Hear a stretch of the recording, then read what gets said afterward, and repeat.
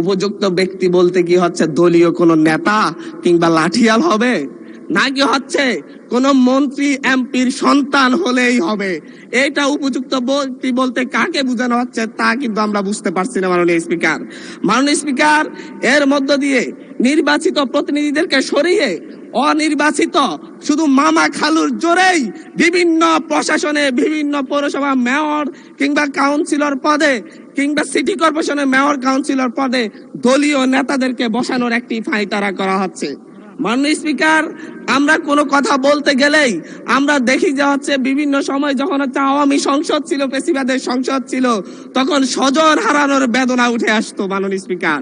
এখনো দেখা যাচ্ছে আমরা যখনই গণতন্ত্রের কথা বলি, যখনই স্থানীয় সরকারকে আমরা শক্তিশালী করার কথা বলি, তখন বলা শুরু করে আমরাই তো গণতন্ত্রের প্রবক্তা, আমরাই তো নতুন করে বাংলাদেশকে গণতন্ত্র উপহার দিয়েছি, আমরাই তো বাংলাদেশে নতুন গণতন্ত্রের পুনর্জন্ম দিয়েছি। 17 বছর ধরে আমরা লড়াই করেছি।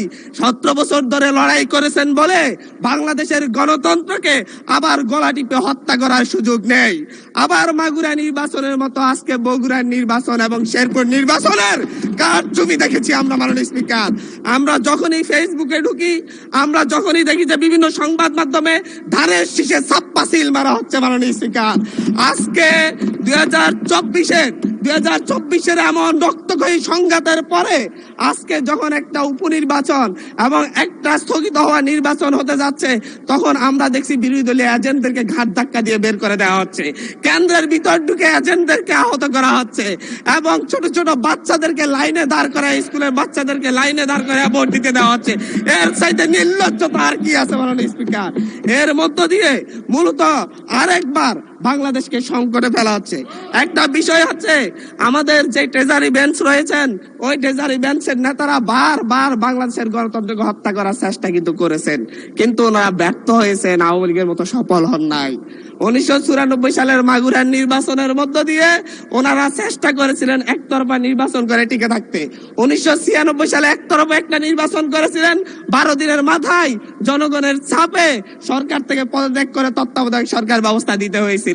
আবার 2006 সালে এসে বিচারপতির 2 বছর মেয়াদ বাড়িয়ে তারপর আবার ক্ষমতায় থাকার বন্দী করেছিলেন, কিন্তু বাংলাদেশের জনগণ সেই সুযোগ দেয় নাই। চুরি করা যায়, কিন্তু চুরি করে সেটা আর হজম করা যায় না, যেটা আওয়ামী লীগ করেছে মাননীয় স্পিকার। ঠিক একইভাবে 2024 সালে এসে এখন 2026 সালে এসে এখন আবার চুরির ধান্দায় নেমেছে। এবং চুরি করে, আমি আবারও বলছি, বিএনপি যতই চেষ্টা করুক আওয়ামী লীগ আর হইতে পারবে না মাননীয় স্পিকার। মাননীয় স্পিকার, আমরা ভোটাধিকার নিয়ে কথা বলবো, আমরা ঘুমের অধ্যাদেশ নিয়ে যখন কথা বলি যে হচ্ছে ঘুমের অধ্যাদেশ কেন বাতিল করা হচ্ছে, তখন ট্রেজারি বেঞ্চের মন্ত্রী দাঁড়ায় বলে আমাদের স্বরাষ্ট্রমন্ত্রী অনেকদিন ঘুমছিলেন, আমরা কি ঘুমের বেদনা বুঝি না? আমাদের মাননীয় প্রধানমন্ত্রী এতদিন নির্যাতন ছিলেন, আমরা কি বুঝি না ঘুমের বেদনা? শেখ হাসিনার মতো স্বজন হারানোর বেদনা এত বেশি বুঝেন, কিন্তু ছায়াই ঘুমের অধ্যাদেশ, ঘুমের তদন্ত করতে হলেই আপনাদের সরকারি কর্মচারীর বিরুদ্ধে তদন্ত করতে হলে সরকারেরই অনুমতি লাগবে, সেই আইন করে যাচ্ছেন।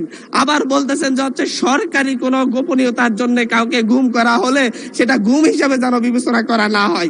এটা তো দ্বিচারিতা ছাড়া আর কিছু না মাননীয় স্পিকার। মাননীয় স্পিকার, মানবাধিকার কমিশন অধ্যাদেশ বাতিল করে দিয়ে আবার সেই শেখ হাসিনার 2009 সালের প্রয়োগ করা আইনে তারা ফিরে যাচ্ছে।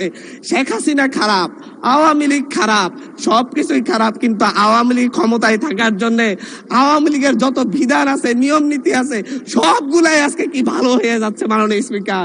কিন্তু অভ্যুত্থান পরবর্তী যে মানবাধিকার অধ্যাদেশ, যেটাকে সকলেই গ্রহণ করেছে, সেই অধ্যাদেশকে তারা বাতিল করে ফায়ে ছুঁড়ে ফেলে দিয়ে মূলত জাতির সাথে প্রতারণা করছে মাননীয় স্পিকার। মাননীয় স্পিকার, এই জায়গায় আজকে সুপ্রিম কোর্ট সচিবালয় অধ্যাদেশ বাতিল করে দিয়েছে। আমাদের মাননীয় প্রধানমন্ত্রী তারেক রহমান সাহেবের ওনার একটা ফেসবুক পোস্টেই উনি উল্লেখ করেছেন সুপ্রিম কোর্টের জন্য আলাদা সচিবালয় করা হবে এবং সুপ্রিম কোর্টকে বিচারালয়কে স্বাধীনতা দেওয়া হবে। আজকে আইসা বলতেছে সুপ্রিম কোর্ট সচিবালয়ের কোনো দরকারই নেই, কোনো প্রয়োজনীয়তা নাই।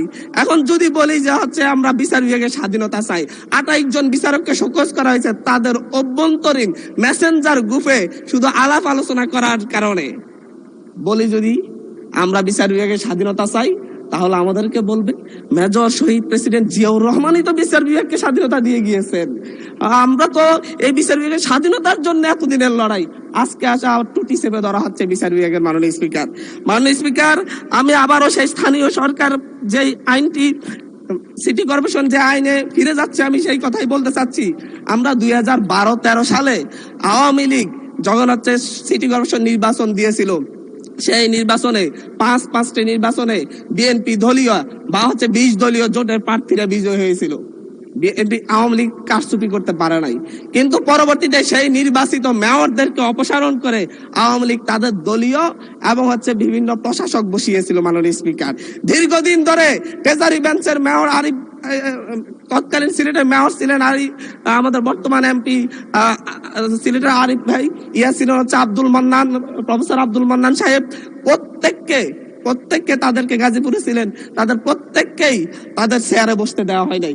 একই ধরনের পথে আওয়ামী লীগের সেই দেখানো পথে বিএনপি হাঁটার জন্য এই আইনটাকে করা হচ্ছে। মাননীয় স্পিকার, অন্তর্বর্তীকালীন সরকার যে অধ্যাদেশটি জারি করেছিল, সেই অধ্যাদেশটি মূলত বিশেষ পরিস্থিতির কথা জন্য জারি করা হয়েছিল, অভ্যুত্থান পরবর্তী পরিস্থিতির জন্য জারি করা হয়েছিল।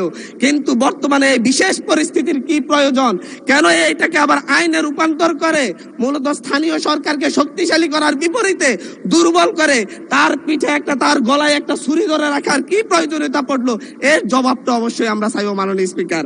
এবং বিশেষ পরিস্থিতি বলতে কি বোঝানো হয়েছে, বিশেষ ব্যক্তি, উপযুক্ত ব্যক্তি বলতে কি বোঝানো হয়েছে, এর ব্যাখ্যা ছাড়া এই আইন পাস করা হলে এর মধ্য দিয়ে স্থানীয় গণতন্ত্রকে আবার গলা টিপে হত্যা করা হয়েছে বলে আমরা ধরে নিব মাননীয় স্পিকার। ধন্যবাদ মাননীয় স্পিকার।